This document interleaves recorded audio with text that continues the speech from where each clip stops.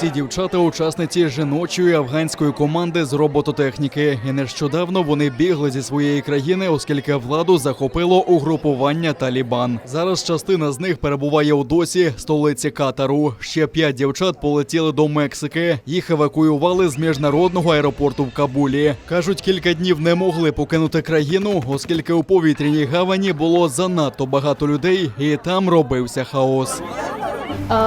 Коли ми сіли в літак, нам було дуже сумно, бо ми залишили в Афганістані все. У нас були мрії, ми залишили наші сім'ї, ми залишили наших друзів, ми залишили всіх наших родичів і навіть не попрощалися з ними.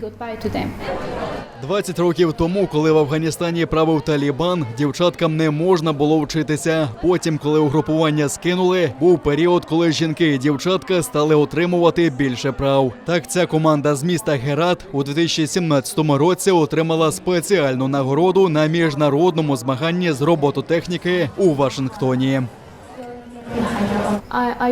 Мої батьки розповідали, що 20 років тому дівчаткам не можна було ходити в школу.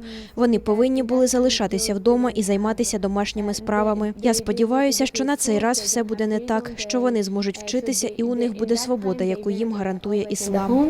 У березні цього року команда почала роботу над недорогим апаратом штучної вентиляції легень. Дівчата сподіваються, що одного разу зможуть повернутися додому і продовжити розробки у колишньому складі. Я дуже сумую за своєю сім'єю і друзями. Ми провели багато хороших днів разом. У мене багато теплих спогадів. Я сумую за ними і сподіваюся, що одного разу повернуся в Афганістан і побачу їх знову.